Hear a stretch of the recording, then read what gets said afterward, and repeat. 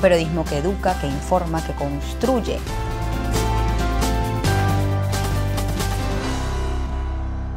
Mario Vargas Llosa es mi invitado esta noche. Le preguntaba, hace 4 años el presidente de la República, Hugo Chávez, le propuso un debate. Al final ese debate no se dio, pero estuvo a punto de debatir con él. Me pregunto si en esta oportunidad, ¿por qué no ha pensado en sentarse a conversar o debatir con el presidente Nicolás Maduro?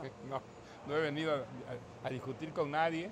He venido a participar en este congreso que celebra los 30 años de una institución con la que me he sentido siempre muy ligado.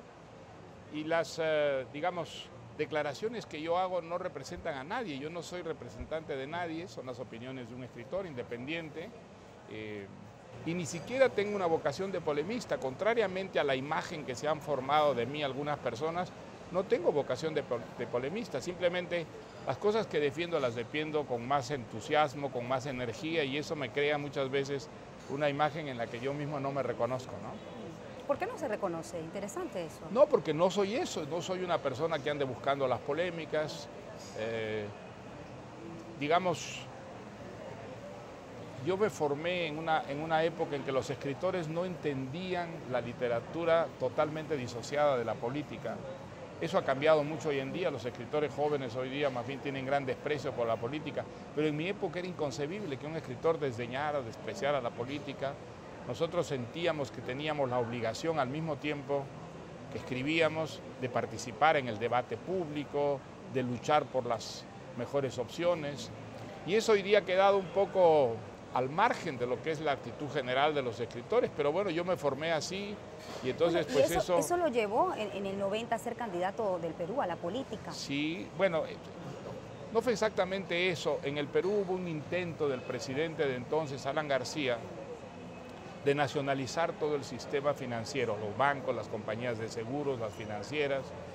Y a mí me pareció que eso era catastrófico, que iba a desaparecer la democracia, que le iba a dar al gobierno un poder económico terrible. Y entonces me opuse muy fuertemente, digamos, con artículos, con manifestaciones.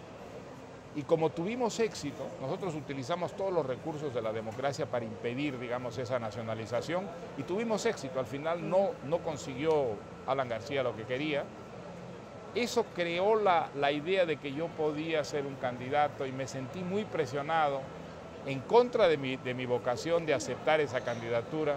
Y bueno, fue una experiencia no grata, fue muy ingrata, porque fue muy violento todo ese periodo. De hecho, pero me llama muy la atención que instructiva. cuando usted no gana, se retira, incluso se refugia de nuevo en la literatura.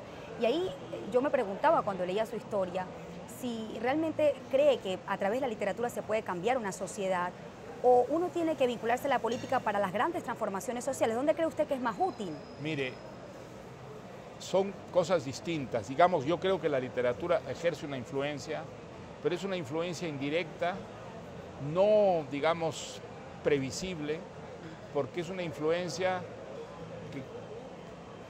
que impregna a los lectores en la lectura de las obras que uno escribe, y luego a través de su comportamiento es que se ejerce, digamos, esa influencia.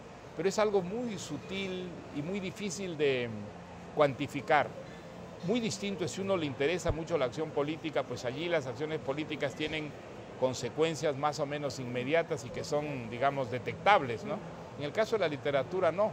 Yo estoy seguro que los buenos libros que he leído han influido muchísimo en mi manera de ser, de pensar, pero no podría demostrarlo. Bueno, yo ahí lo atajo, fíjese, cuando uno lee La fiesta del chivo, cuando uno lee El sueño del Celta, incluso El hombre discreto, parte de sus últimas obras, uno siente que hay una petición o quizás un alegato a que la persona, el ciudadano, tome o tenga la libertad de elegir su propio destino. Sí, sí. En eso tiene usted toda la razón del mundo. Yo creo que es muy importante que uno pueda elegir su destino y no que se lo impongan, ¿no?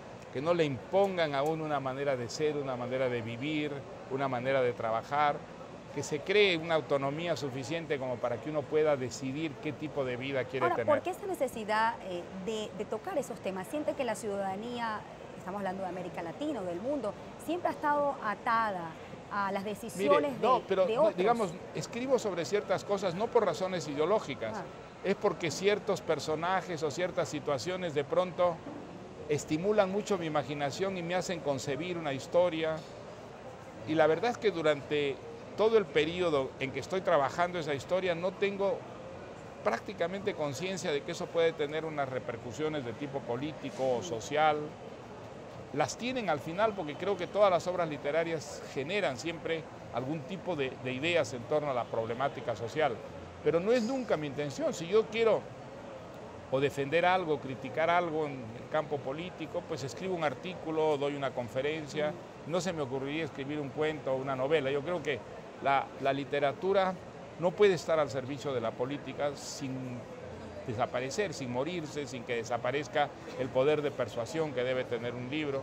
Yo creo que una novela pues imita la vida, trata de presentarse como si fuera la vida misma, y eso exige una espontaneidad, una naturalidad en las conductas de los personajes que nunca la tienen si realmente están movidos por intenciones ideológicas, ¿no? Hablando de esos personajes, fíjense que cuando Gabriel García Márquez viajó con el presidente Chávez y lo conoció, escribió una crónica que se llamaba Los dos Chávez, y él allí pues decía que no sabía si había conversado con un verdadero revolucionario o con la última estirpe que quedaba de dictadores. Ya con el presidente Chávez ausente en Venezuela, usted pues se ha preguntado si es momento de evaluar su obra. ¿Cómo lo evaluó usted? Me lo responde al regreso. Hacemos una pausa y ya volvemos.